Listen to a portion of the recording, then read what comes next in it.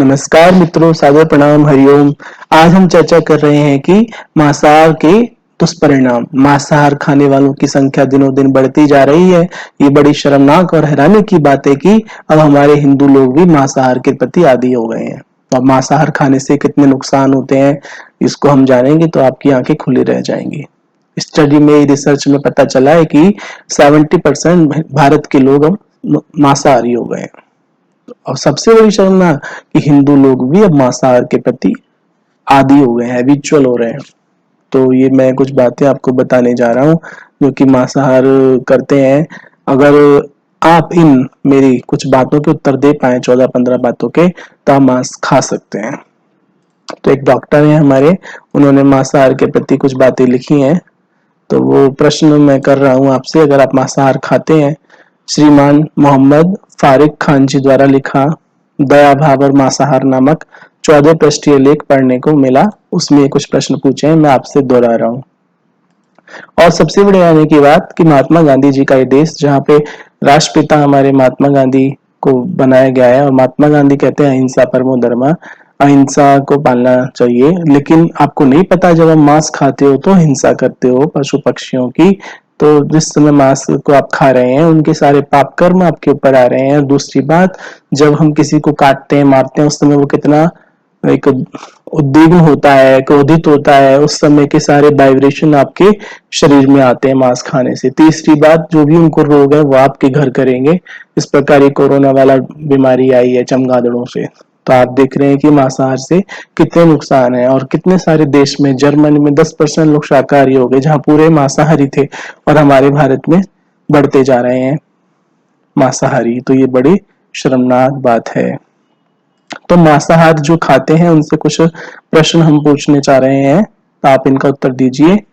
चलिए, पंजों का काम तो हथियार ने कर लिया, परंतु जो दांत रचना मांसाहारियों व शाकाहारियों की भिन्न है, उसका क्या करेंगे। दांत 3 श्रेणियों के होते हैं: काटने वाले, पकड़ने वाले, फाड़ने वाले, पीसने वाले, चबाने वाले। मांसाहारियों में पकड़ने वाले दांत अति नुकीले व तीक्ष्ण होते हैं। वे हमारे पास नहीं है। मांसाहारियों का जबड़ा अगल बगल नहीं हटता, जिससे वे अपना आहार पीस नहीं सकते, बल्कि चबा ही सकते हैं, जबकि हमारे दांत पीसने का काम करते हैं। दूसरी बात, मांसाहारी जानवरों का आमाशय लगभग गोल और आते मुंह से पुच्छ मूल तक की लंबाई 3 से 5 गुना होती है, जबकि हमारी आंतें पूरे शरीर से 10 से 12 गुनी होती हैं, और सिर से रीढ़ की अंतिम केशरुका के लगभग 24 गुनी, यानी उधर घास खाने वाले पशुओं में लगभग 20 से 28 गुनी होती हैं। आप विचारें कि हमारी आंतें मांसाहारी की अपेक्षा शाकाहारी पशुओं के समान क्यों हैं। अब आपकी मांसाहार से निर्मित बुद्धि आंतों को छोटा तो नहीं कर पाएगी, आमाशय को गोल तो नहीं कर सकेगी। तीसरा पॉइंट, जिस बच्चे ने पशुवध के विषय में कुछ नहीं सुना है, वह यदि मांस खाता भी है तो भी किसी मोटे ताजे बकरे अथवा बैल को देखकर लालायित नहीं होगा, जबकि मांसाहारी प्राणी लालायित भी होगा। चौथा पॉइंट, शाकाहारी में पाचन मुंह से प्रारंभ होता है, जबकि मांसाहारियों का पाचन आमाशय से प्रारंभ होता है। पांचवा, मांसाहारी जानवर मांस के साथ हड्डी भी खाते हैं, परंतु मानव हड्डी नहीं खा सकता। छठा पॉइंट, शाकाहारियों की लार से क्षारीय एंजाइम टाइलिन सोलाइव एमाइलस होता है, जो स्टार्च को पचता है, जबकि मांसाहारियों की क्षार अम्लीय होती है। सातवां पॉइंट, शाकाहारियों के नवजात शिशु को मांसाहार पर जीवित व स्वस्थ नहीं रखा जा सकता। मांसाहारी पशु व महिलाओं में भी दूध भी कम उतरता है। मांसाहारी, आठवां पॉइंट, मांसाहारी रात्रि में भी स्पष्ट देखते हैं, उनकी आंखें चमकीली व गोल होती हैं, जबकि शाकाहारी आंखें नहीं देख सकती।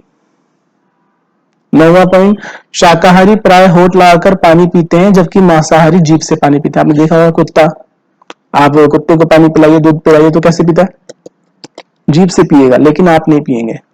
और अगर आप मित्रों मीट मांसाहार में आप रहना चाहते हैं, तो मैं आपको चैलेंज करता हूं कि आप भी इस तरह से पानी और दूध पीना सीख लीजिए, तभी आपको ये मांस खाने का हक है।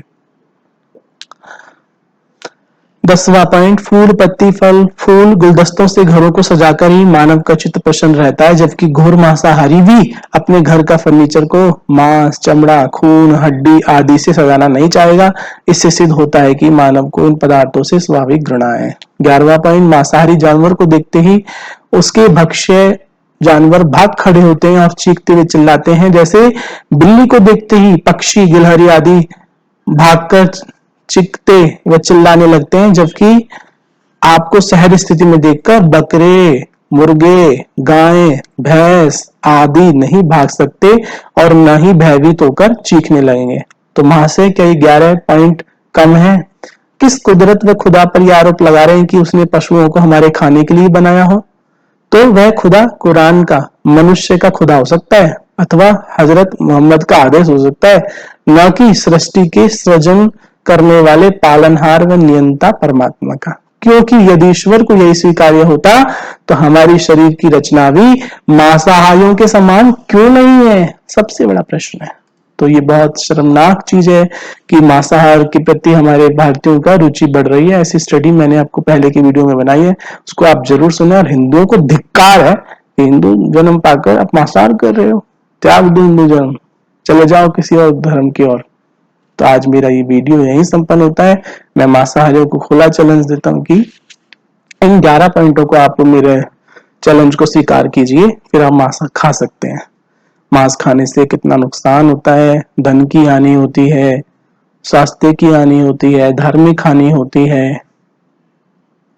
इसीलिए हमें मांसाहार छोड़कर शाकाहार अन्न की ओर बढ़ना चाहिए, सात्विक अन्न की ओर बढ़ना चाहिए, क्योंकि जैसा खाओ अन्न वैसा बने मन, जैसा पियो पानी वैसी बने वाणी।